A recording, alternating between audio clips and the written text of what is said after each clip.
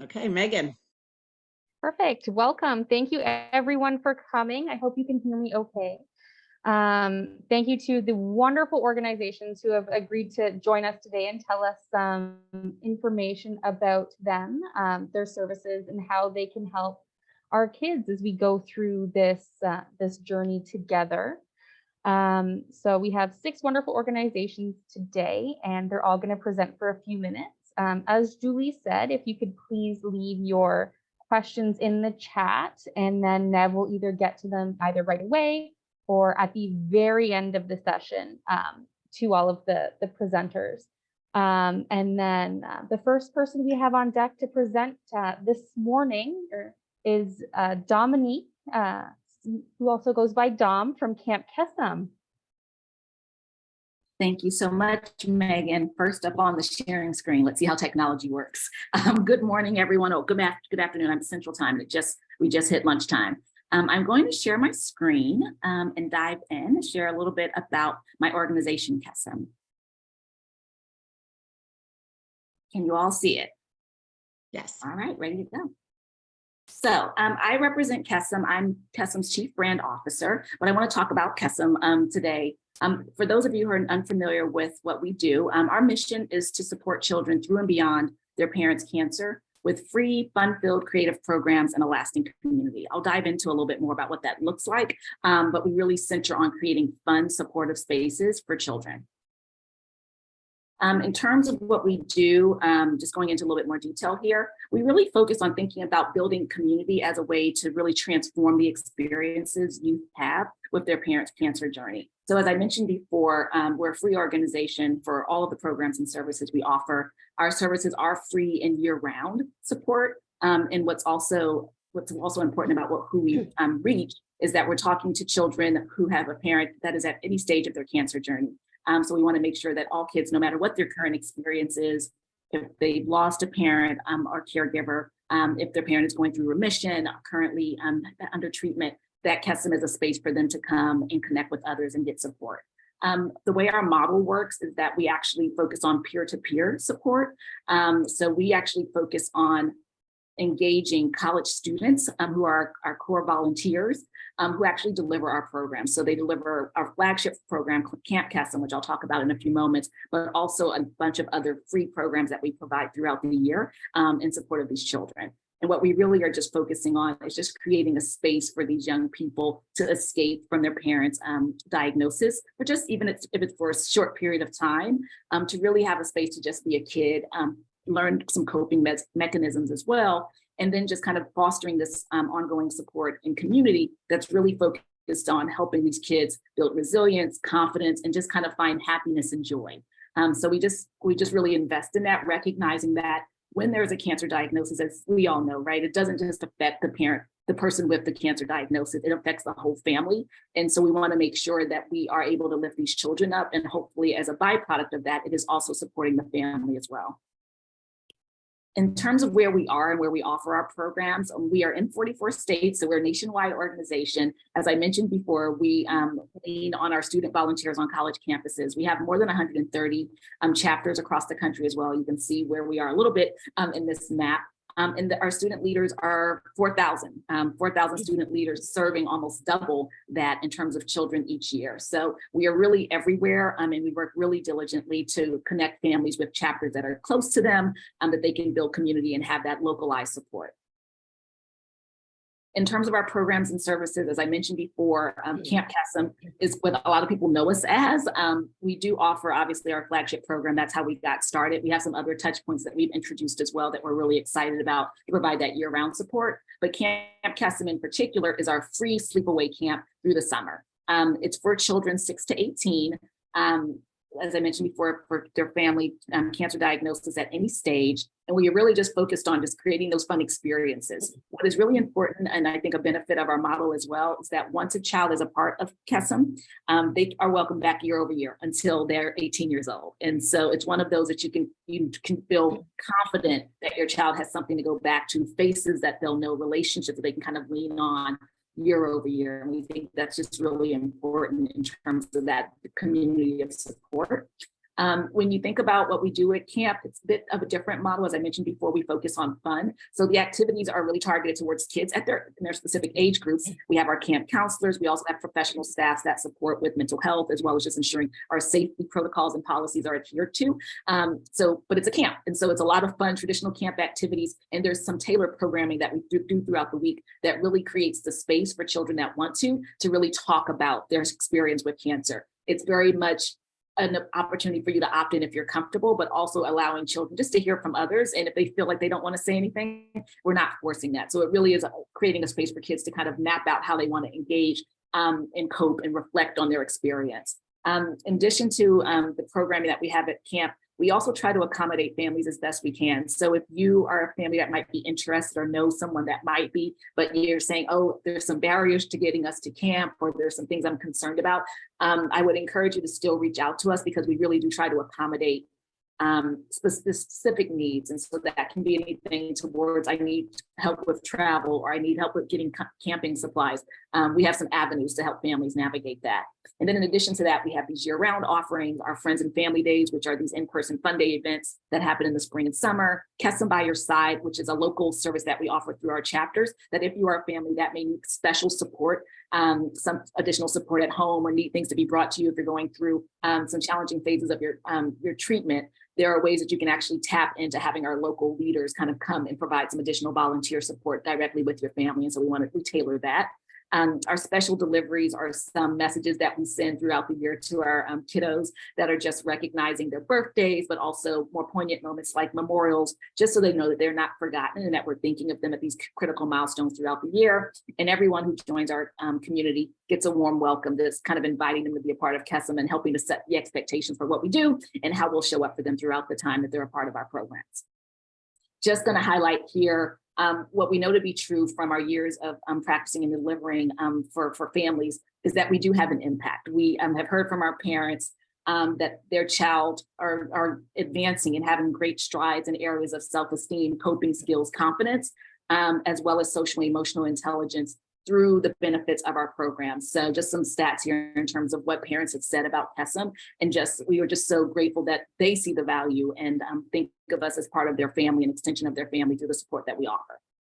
As I mentioned, we have multitude of programs for families to kind of lean into. We currently are we have open seats available for our camps this summer, which are actually starting in just less than 2 weeks. But a number of our chapters across the country do have seats available. And so I would encourage anyone that is interested in applying or wants to learn more, just to visit our website at kesem.org. You can apply directly on the website, and we're moving very quickly to address those applications and get signups and get folks information about attending camp this summer. That's all. Thank you.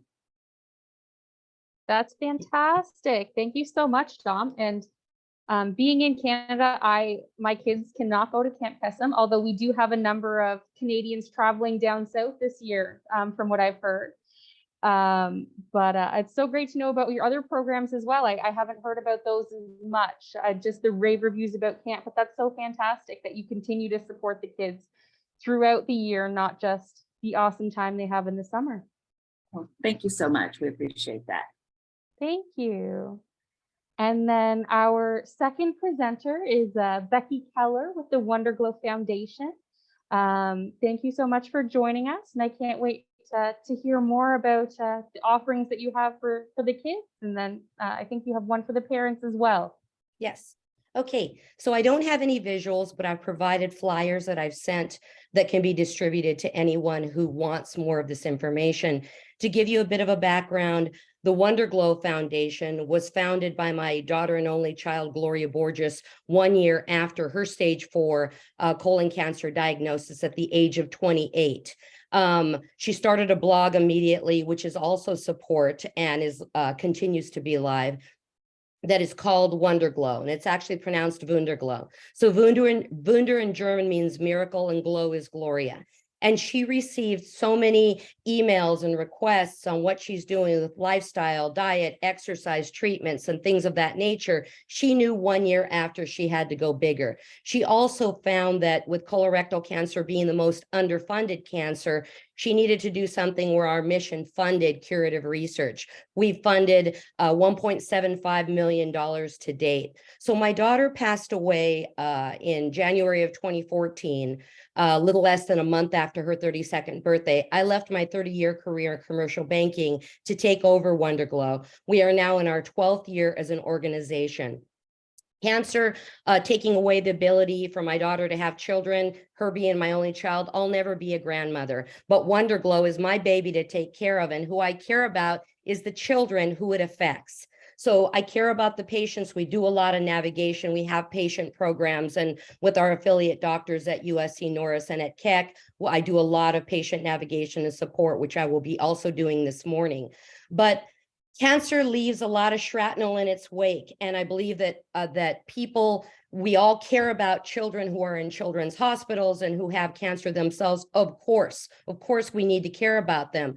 But I feel that there's a forgotten group in there, and they are the children whose parents are going through cancer, who possibly pass away from cancer, but they watch what happens, and it also affects them financially. So in 2016, we started the Children of WunderGlo programs. We currently have 2 programs on our way to launch a 3rd, but the first one we started back then is our holiday gift distribution drive. We give presents to the children whose parents have cancer, are survivors, or who have passed away, both locally throughout the country. We reach one family in Canada, and we reach one family in Malaysia.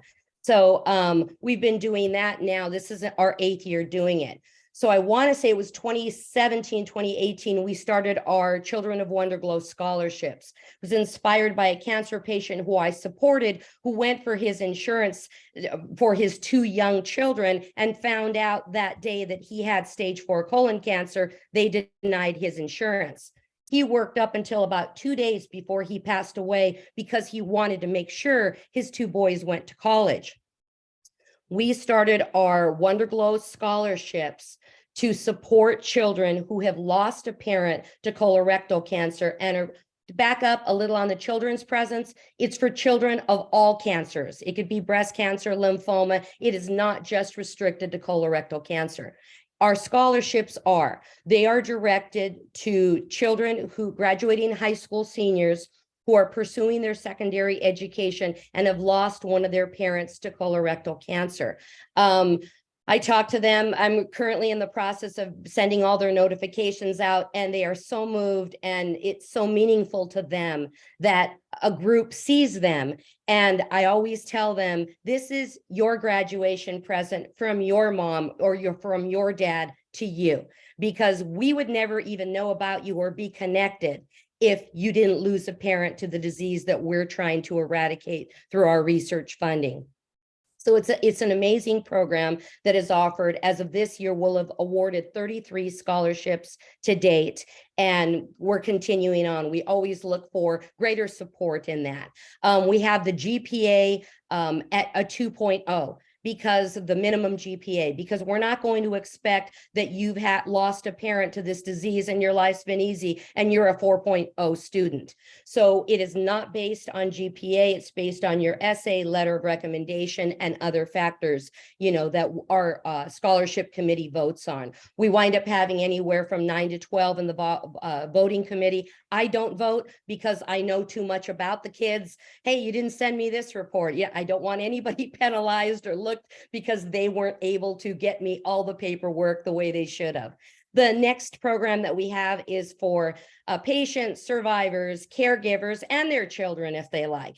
And that is our monthly Reiki and guided meditation program that we've had since 2015. We had it on site at a place in Los Angeles for patients everywhere, cancer patients of all types in Southern California, and then on site at USC Norris Cancer Comprehensive Center for the patients that receive treatment there. COVID changed it, like it changed everything, moved us to a Zoom format, which is actually pretty wonderful.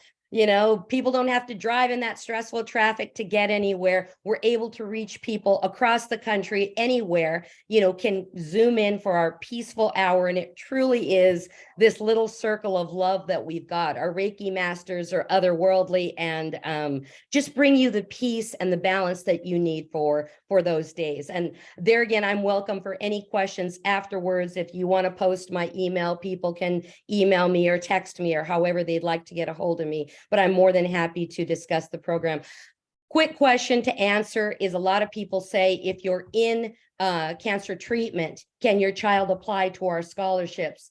No, because our board had approved the scholarships for someone who has lost a parent to cancer. What happens to colorectal cancer?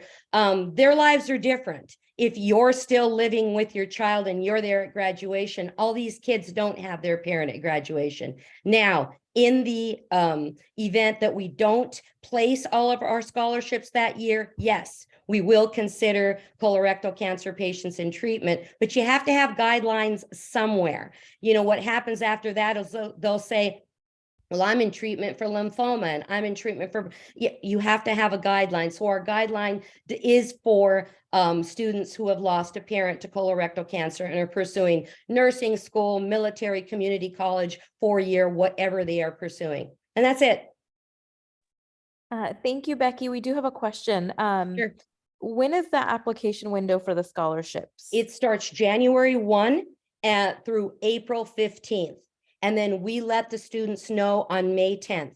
And that's when we start sending everything to the schools and make sure that they have our scholarship, their award listed on their achievements as graduates. Awesome. That's fantastic. Thank you so much. It was so great to hear more about what Gloria did and the fact that you're continuing her legacy. It's been so successful for not only colon cancer research, but also reaching these underserved kids. Yes, they're kind of my grandkids to care about. So that's wonderful. They mean a lot to me. Thank you so much for coming. Our third organization that we're going to have present is Rainbows for All Children. And then Liz Falstreau is here to speak with us. Hi, everybody. Thanks so much. I work near a train, so you may occasionally hear it go by. I work for Rainbows for All Children. I'm going to share my screen really quick and do a quick little presentation for you. As a child of a parent who is still being treated for cancer well into my 30s, I am just so appreciative of all of the organizations here today. And I'm so fortunate to be able to offer some assistance. When I first heard about Rainbows myself, I was like, where was this when I was a kid? I would have loved to be a part of this because I was also part of like a mixed family. And I had a lot of other things going on too, on top of my mother's illness. But we'll get a little bit into what we do here. So we have been supporting youth for 40 years. And our mission is to create a community that connects youth with the support they need to navigate grief and heal from loss, so that no one will have to navigate grief and loss alone. Our founder, Susie Elmarda, she originally started this organization because her kids were wondering if there was a support group for them when she was going through her divorce, and there wasn't. So she worked with professionals in the industry and got together a program that she piloted. And here we are 40 years later. It's expanded to all forms of grief and community crises. We've served over 4 million youth in the world. We're actually in 38 states and 16 countries now. So our reach has been pretty profound. And one of the things that we focus on is the universal emotions of grief and how to cope with them in healthy ways, and that social emotional learning piece as well. So with that, I kind of went over this a little bit. Our programs. So the programs that we offer are our Rainbows program, our Kaleidoscope program, and our Silver Linings. So Rainbows and Kaleidoscope are both general grief groups. It's peer support that's facilitated by an adult volunteer that is trained in our curriculum.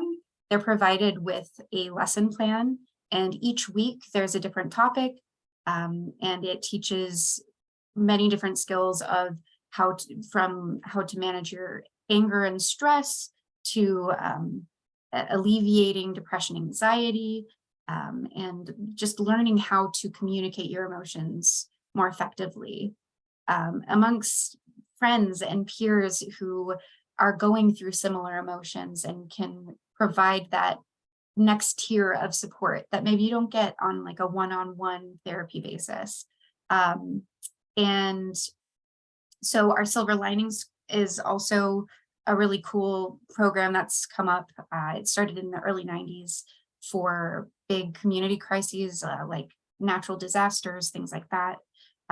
Because sometimes kids who are going through the grief of losing a parent to cancer, or actually still living with a parent with cancer and going through the treatment, are also going through national crises too. So there's that sort of mixed trauma is happening, we see. And yeah, so we're time-tested, evidence-based. We do assessments and all of that. So yeah, we keep it age appropriate. We do, I'll show you on the next page here. You can see our Sunbeams program is 3 to 5 years. Rainbows is 6 to 13 years, and it's split up in levels. So we try to keep it really relevant to where they are in their emotional growth. And just an overview of sort of how the meeting cycles look for these other programs too. Very similar. The repetitiveness of a weekly meeting for several weeks, and that longevity, it gives a sense of safety and a sense of community and a sense of coming back to those emotions, and not pushing them down, not leaving them for another day, but setting aside a time where you can really acknowledge them with your peers. And of course, why we do it, there are a multitude of adverse childhood experiences, or ACEs, that affect young people in the US and the world. Some of them are listed here, and some of them, multiple kids, multiple of these in a single household. So we see, an opportunity for a universal growth in that emotion. And these ACEs, they can have effects on health, behavior, and life potential in terms of like career status. Hearing about the scholarships that don't look at GPA, I think that is just so phenomenal, because oftentimes these kids that are going through these horrible traumas in their life and this loss, to expect them to excel on top of that is just, it's a little ludicrous. So again, it just reinforces the reality that we face. If you're looking for a group that we provide in your area, you'd be able to go to our website at rainbows.org and put your zip code into our find a group box. And they'll list the contacts there for you. If you don't see one, please give us a call. We're always looking to find volunteers in a community that are willing to get trained up and willing to run these groups. They are completely free to participants, and they occur in schools, churches, libraries, other places where communities gather. So yeah, that's a little bit about us. I know that was like a super fast course. I don't want to take up too much time. But yeah, thank you for learning a little bit more about us. And if you have any questions, please let me know. Fantastic. Thank you so much. And then you're not just available in the US, correct? You're global? Yeah, so we are also in, we're in like 15 other countries. So I know that we're in Australia and the UK and Canada. We're actually having an international conference of all of our facilitators later in June. So that's pretty exciting. yeah, we're all over the place. That's perfect. I know a number of our international members are always on the hunt for resources. And my parents divorced when I was young, and I was a Rainbows kid. Awesome. That's fantastic. Thank you. That's so awesome much. to hear. Absolutely. Thank you for having me. I'm gonna unshare my screen. I can. All right. Next up, we're going to have Rebecca speak with us from Dougy Center and a bit more about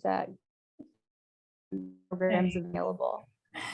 Thank you. Yeah, I'm with Dougy Center. We are the National Grief Center for Children and Families. Dougy Center started in 1982, over 40 years ago. And we were the first center of its kind to offer peer support grief support for children based in a kind of a play model therapy kind of way. One of the things that the kids that we started initially talking with have been really talking about their play as a way of being the primary language that they both process and express with. And so our model consists of both a talking portion where kids can learn coping skills, identifying support strategies, identifying feelings, things that are going to kind of like tools for their toolbox. But also we allow them a lot of free time where they are self-directed to go be able to play in either whatever expression rooms they want. So we have art rooms and big energy rooms and hospital rooms and sandbox and music. So we have a lot of different ways for them to be able to process and express what those experiences are like for them. We offer at Dougy Center both bereavement support, which is what we really started with over 40 years ago. We have almost 30 ongoing peer support groups here in the Portland metro area of Oregon and Southwest Washington. And we also 9 years ago started our Pathways program, which is for kids and teens who have an adult parent, caregiver, guardian, or a sibling that has been diagnosed with what we call an advanced serious illness. But it's a terminal prognosis of anywhere from months to a few years out generally. And it really allows kids to be with kids, teens to be with teens. We have an adult caregiver portion as well as an adults living with illness support group. So kind of wrap around family support for kids when their parent is going through those those last years of their illness, but maybe still, we're not hospice. I want to say that we are not hospice. So many times families connect with us and say, I'm not ready to give up. And I always want to be so reassuring to them that this is not a group for those who are giving up. This is really a group support for families when the illness has advanced so far that their lives are really completely upside down. But there are those like, I'm looking for that last treatment that's going to help me. I'm looking for whatever it is. And we want to maintain hope with them.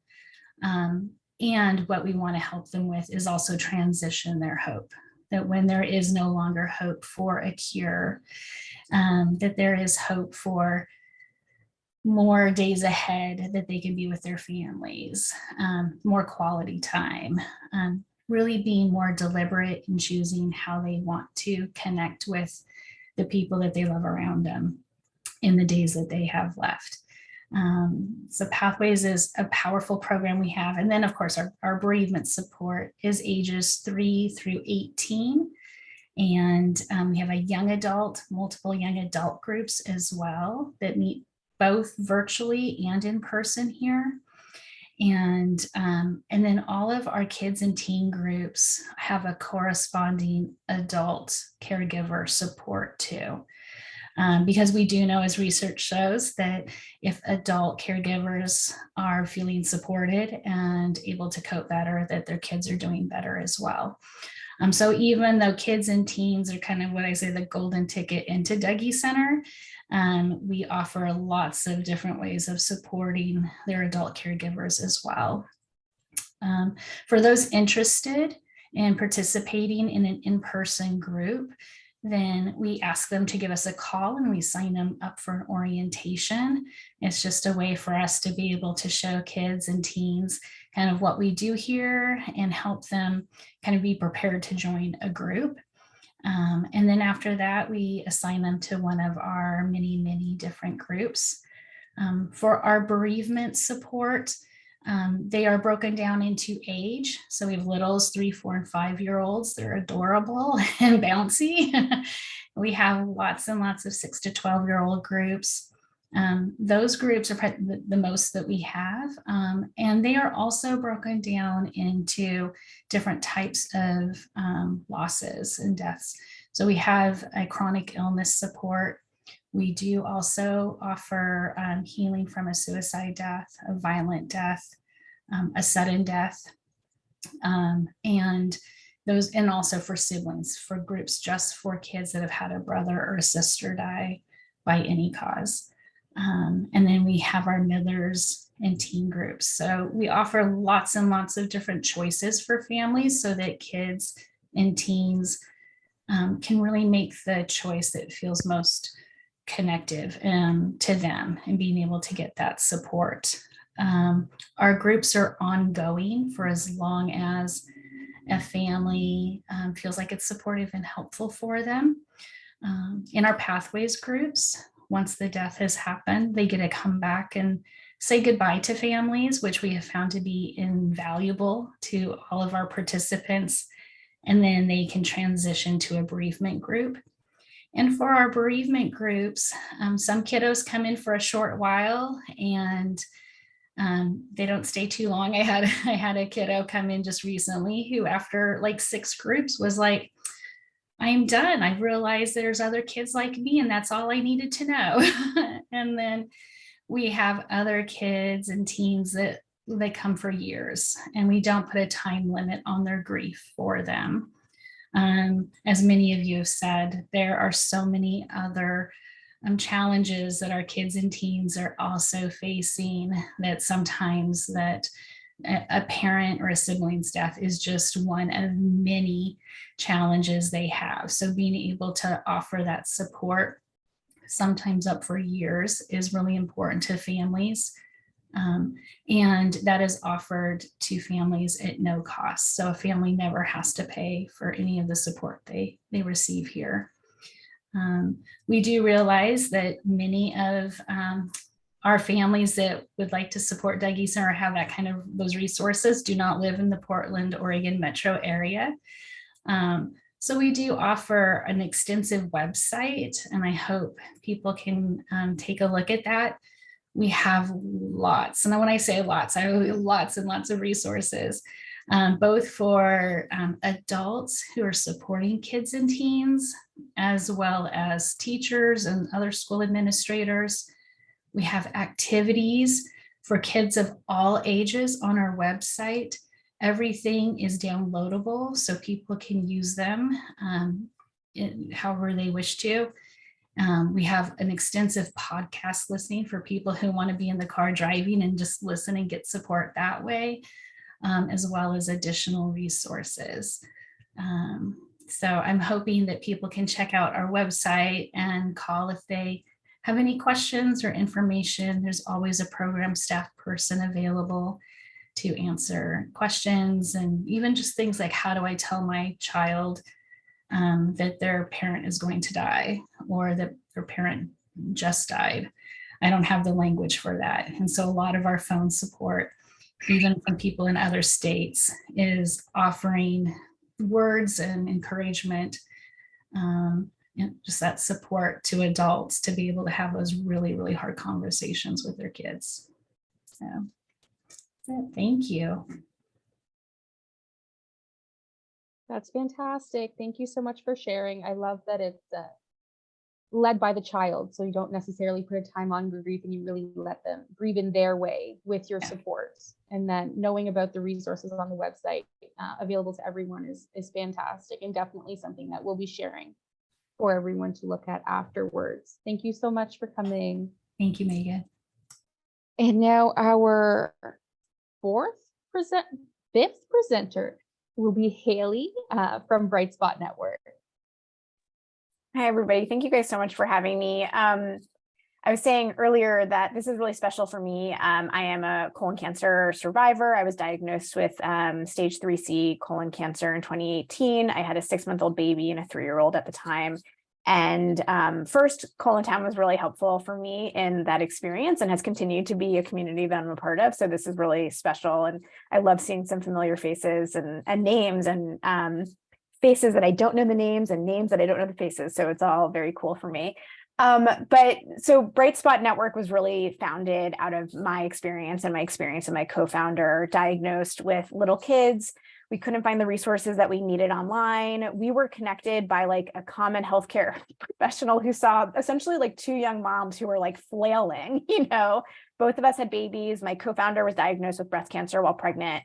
And when we connected, a lot of what we connected around was the common experience of cancer and little kids. And so I'm going to share my screen and share a little bit more about Bright Spot, but I just wanted to share kind of what where it's coming from.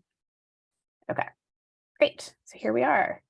So our mission is to provide young cancer survivors who are parents of small children with a safe space for individual and familial healing, recovery, and reconnection.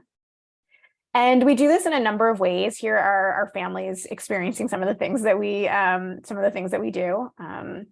But so I'm just going to go through our some of the different program offerings that we have, and then I'm happy to take any questions. But one of our kind of, cornerstone programs is Bright Reads. We offer free age-appropriate children's books on big emotions, cancer, grief, and loss.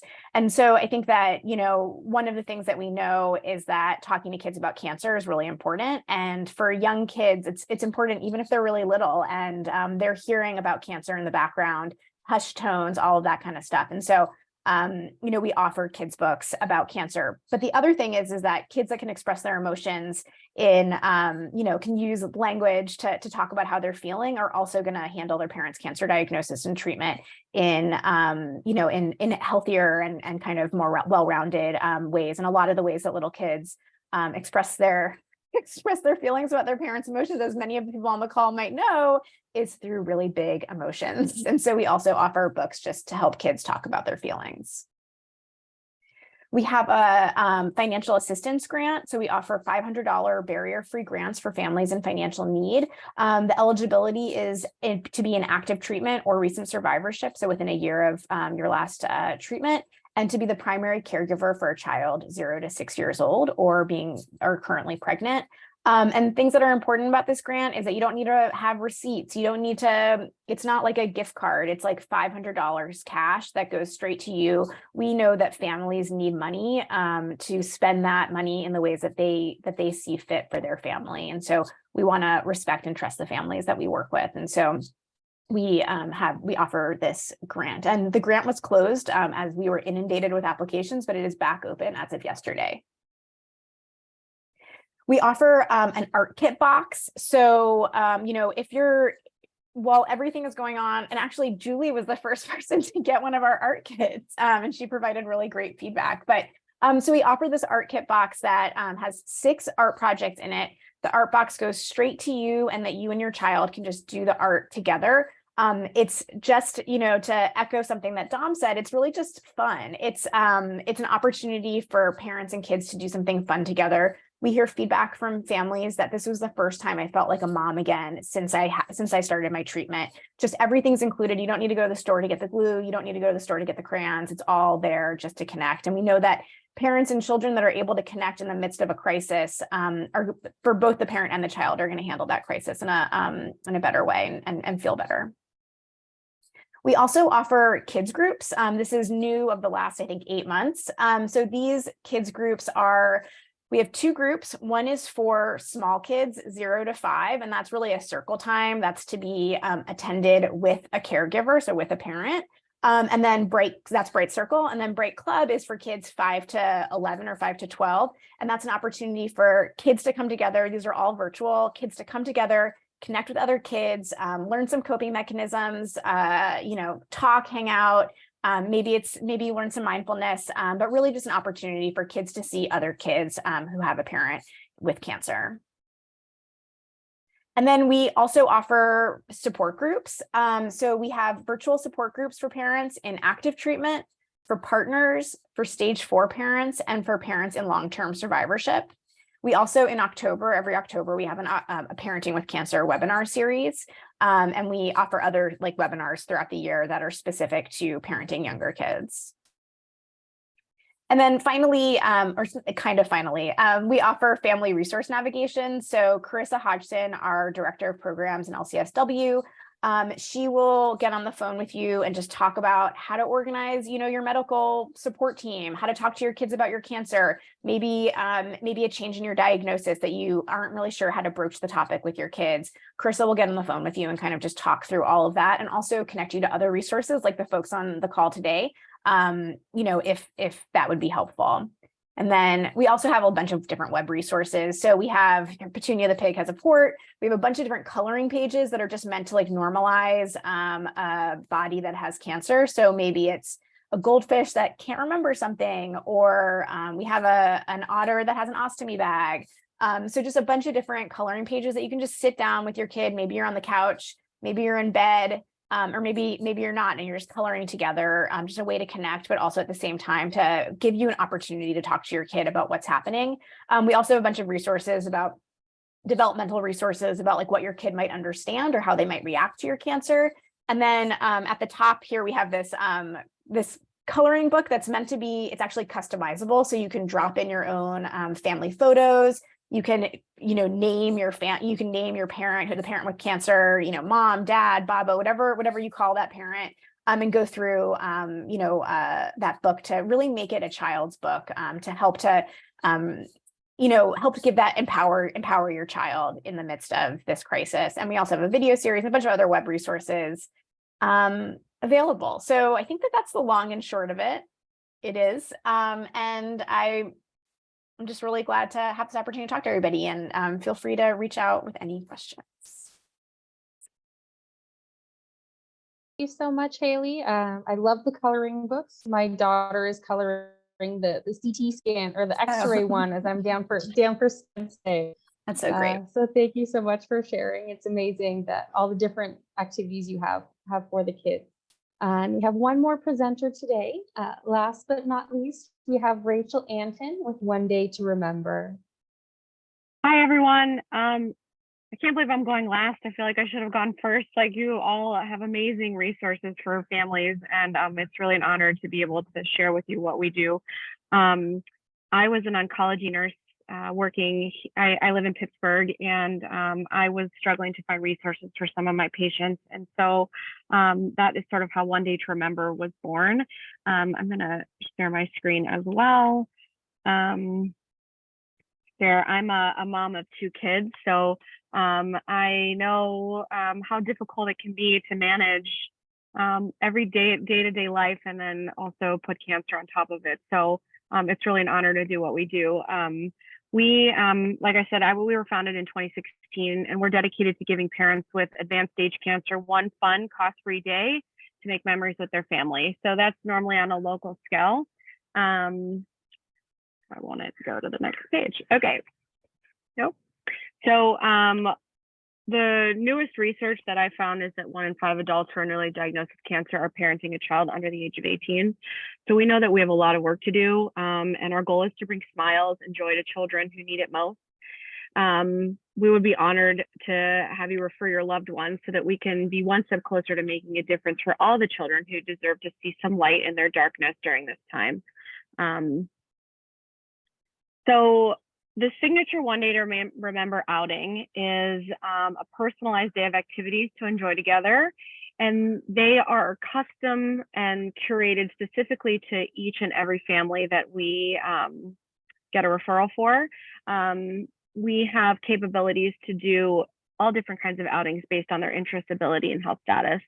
Our outings include the cost of meals and transportation. They also include a portrait session with a professional photographer, and each family receives a professionally printed memory book that is shipped directly to the family after their outing. For patients that happen to be more advanced or in a difficult situation and unable to leave their home, we can provide meals and activities delivered directly to them for what we call a family night to remember, which is something that they can experience in their home. Each family, once they're referred and we accept the referral, they receive a welcome package, and you can kind of see a little picture right here with our little Bo the bear. They get, he's our mascot. Each young child gets a Bo the bear, just something to be comforting. They each get a journal as well. And that journal was born actually from one of our One Day to Remember families who bought their child journals just to sort of be able to write through and talk, just draw and whatever. It was a safe space to express their thoughts and fears and recount their favorite memories of their parent, or just express their feelings. So that is the welcome box that each family gets. Eligibility criteria: the family must have advanced stage cancer. They must have at least one child 18 or under. We must have medical clearances from a physician before we can start planning. And right now, we must have patients that live in the United States. Although I really wish we could expand. Canada, let's talk. So the process, if you're battling advanced stage cancer and you have at least one child under the age of 18, we would love for you to apply for a One Day to Remember.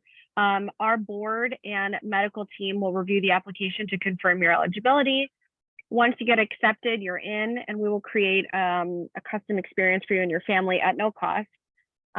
We would love for you to obviously to enjoy your day with your family. And then upon returning home, you're part of our One Day to Remember family, and you should get that photo book very soon. Applying is super easy. We go to our website, onedaytoremember.org/apply. If you forget the apply, you just click the apply button. And then you'll see these two options. You can either apply for yourself and fill out our full application, or you can refer a loved one or family member to the right. Some of our families have just had some really wonderful things to say about us. This family said, "Thank you all so much for giving us the opportunity to just really live for the moment and forget about being sick for that day," which really says a lot about what we do and why it's so important. This family said, "I truly appreciate the gift of time that you gave our family just to be together." This, I think a lot of people can relate, is that cancer is expensive. Days like we had today are few and far between. One Day to Remember allowed us to enjoy each other and make memories that we needed. And this one said, "It was filled with a little bit of tears, but mostly a whole lot of laughter and unforgettable memories. I can't tell you how much this day meant to my family. We will never forget this gift." And I think just the most important thing to realize about our organization is that we want to just provide some quality family time and give people an opportunity to just spend together, because we know how difficult it can be to plan that. And I know how difficult it is for me to plan my family day out. And so we're just honored to be able to plan these experiences for families. It really is an honor to be the reason that these families can smile, even if it's for a day. I just want to end with this quote, that you gave us a beacon of light and a blessing in a dark and scary time. And so if there's any way that we can help and support and bring these families into our One Day to Remember family, it would be our honor. So thank you for the opportunity to be here. Thank you so much for joining us. That's just looking at the family photos, and I think the addition of the photographer in the session is so important. I know how important photos have been for our family, so I love that that's an included aspect in their special day to remember forever. So thank you so much for joining us, and thank you for the information. I'm going to hand it over to Julie and Nev now to go through any questions and to do our final thank you and finish off the session. Yeah, we do have a question for Haley. Does Bright Spot Network have any volunteer opportunities? Yeah, thank you for that question.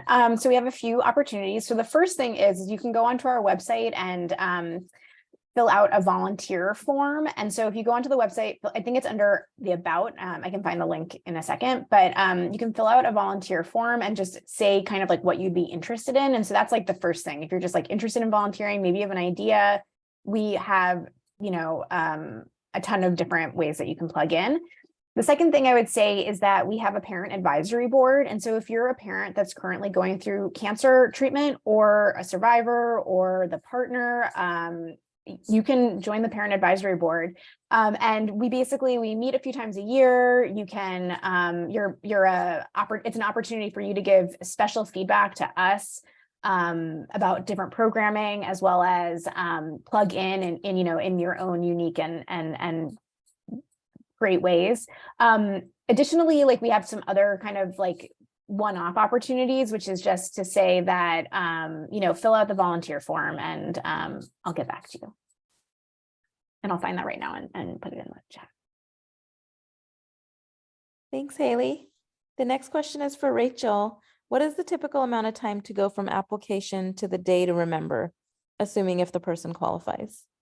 So our team reaches out pretty quickly upon, you know, once we receive the application, pending health status.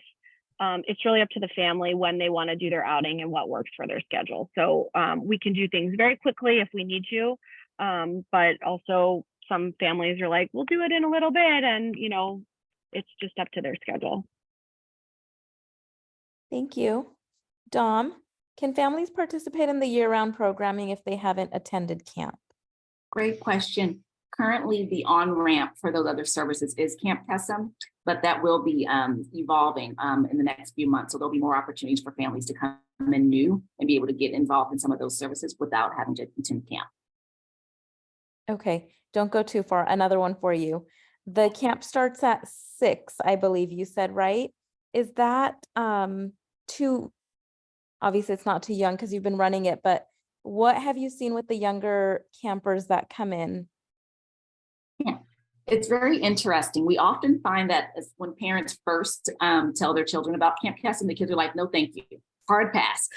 I don't want to go to a camp and, you know, and be sad and be around other people that are sad. And so it in a lot of cases, it takes a little bit of bribery and coercion to get the kiddos there. What we found with the children, and even our younger children, is that once they're there and understand that it's really a fun camp, and that there's different ways for them to kind of lean in and kind of engage with their reflections on their experience, a lot of like good things. We have a lot of parents that say, I'm waiting for the call tonight to pick my kid up. And the call never comes. And so I think what we find is that through the programming and the welcoming approach that we take, even our young kiddos get very comfortable very quickly. And you start to see that transformation in the first 1 or 2 days of them just feeling more comfortable, even if it may take them more time to kind of open up and share in terms of their comfort or connecting with one of their camper counselors or other children. You start to see that progression of comfort and kind of opening up in that space. So we found that it's great for young kids, but we recognize that there is that initial hesitance, and parents have to sometimes kind of make that push in order to get their kids to be open to the experience from the jump. Is that helpful? Yes, thank you. Yeah, great question. There's another question for you, Dom. My son's birthday is in December, so the summer after he turns 18, he would not be able to attend Camp Kesem, correct?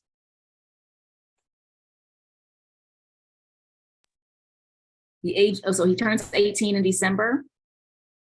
And so the next summer, that would be correct. That would be correct. There might be other opportunities to be involved through local chapters in their campus programs, other things, but in terms of attending camp, you would have aged out of that. Oh, I know.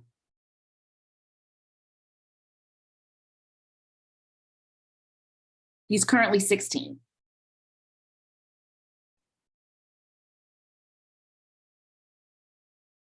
Go ahead, Donna. He'll be able to go 2 years at least. Okay. There'll be opportunities for him to stay involved if he is attending, depending on what he's doing with college experiences. Okay. at colleges, universities, and even local. There's some activity that might be connected. But in terms of camp itself, he would have the opportunity for 2 years of experience. Okay. Thank you. No, thank you.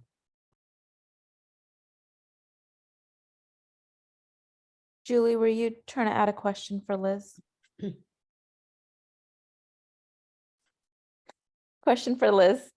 Are the groups mixed for types of grief, like kids whose parent who has an illness and ones whose parents have passed?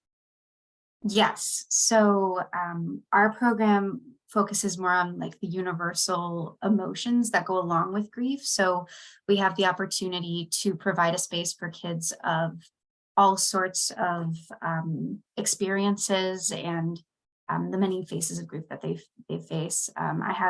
I'm working with a group right now of 4th and 5th graders, and they're great. I love them so much. I'm so sad that our time's coming to an end soon, but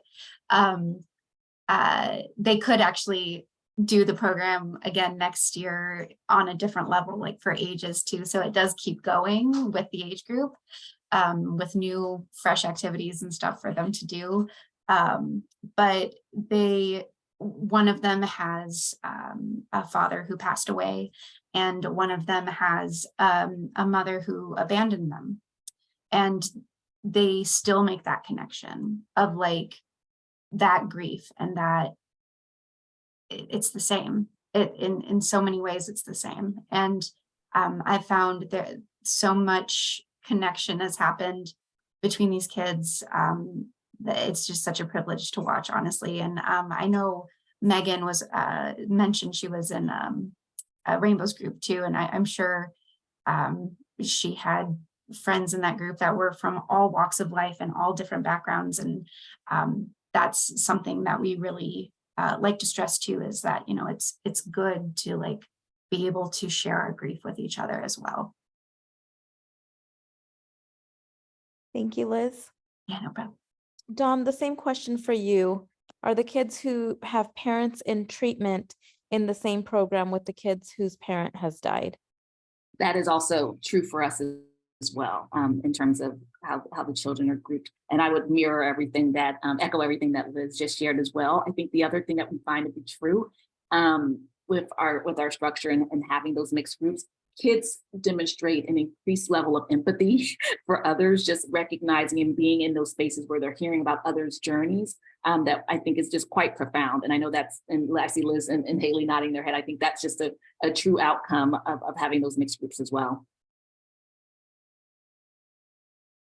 So this one's kind of for all the organizations that are attending. Do you guys conduct meetings similar to this resource fair with school counselors? I know my daughter sees her school counselor a few times a week, you know, just so that they have all the information. So if parents are asking, they know that they can reach out. There's such valuable information and resources here.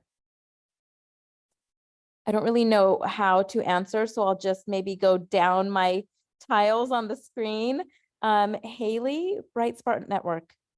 We're not really like, because we focus on like younger kids, we're not as much in the schools, but we do reach out to, you know, different types of mental health professionals so that folks across the board know about the resources. But where appropriate, we're so happy if anybody has a school counselor that they think would really benefit. We actually do get a lot of questions from like kindergarten teachers who maybe have a student in the class who has a parent with cancer or something like that. So I think that there is a space for us to start to, you know, get into that, I guess, field as well. But right now it hasn't been as much of a focus of ours. Okay, thank you. Dom, how about Camp Kesem? Yes, I wouldn't say in formats as similar to this, but our local chapters are doing outreach to schools and reaching out to school counselors. And we also, similar to Haley, will get sometimes direct outreach of like, do you have resources? And so we try to compile resources that would be beneficial to educators and social workers as well as they're navigating and supporting children in the classroom. Rebecca, how about Dougy? Yeah, besides our school toolkit on our website that has a lot of information, we have a community outreach coordinator in our programs and services that works directly with schools and other community organizations, providing both information as well as helping them coordinate maybe a couple support groups if there's been a death in their community. Thank you. Liz? Yeah, so similarly, we do resource fairs like these fairly often, just to make sure that people know that we are out there. And also we are currently in the Chicago public school system.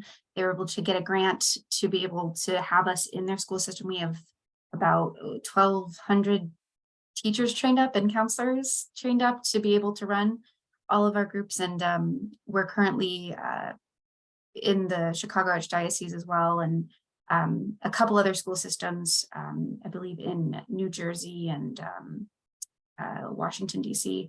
So yeah, so we're constantly in schools. And I mean, I know that pre-pandemic, it was already a struggle for a lot of teachers and counselors with caseload and with, you know, the resources that teachers are given for social emotional, like handling things. And I've found that every counselor and every teacher that I have spoken with since, it's even more increased than it was before, just based on that return to in-person learning and to being in that classroom setting again.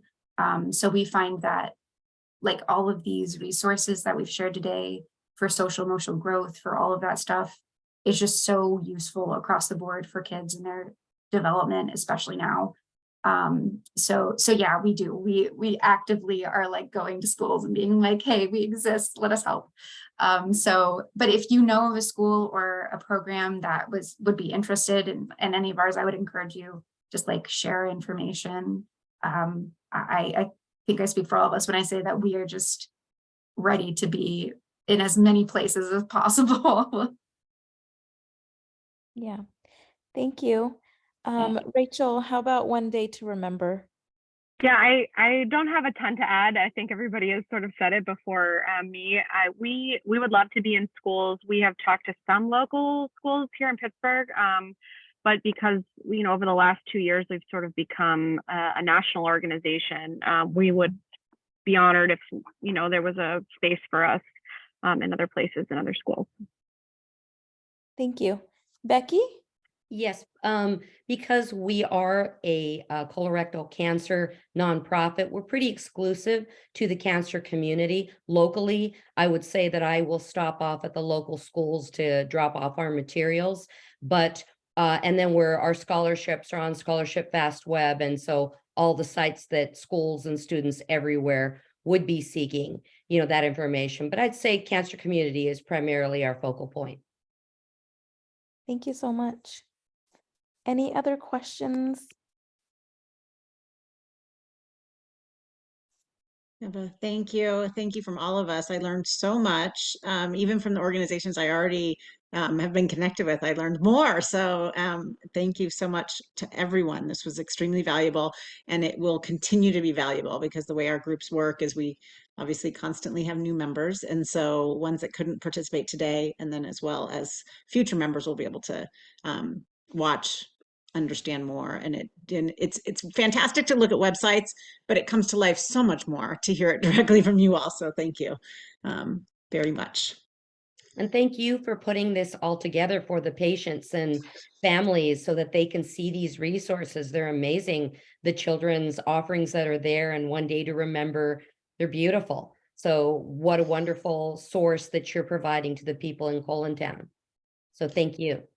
Thank you. And we will be posting it in Colontown. We will also be posting it on our Colontown University, which is a public website with all the materials that the organizations provided, as well as websites, so that everybody can access that directly. So thank you, everyone. Have a great day. Bye-bye. Thank you. Thank you so much. Have a good one.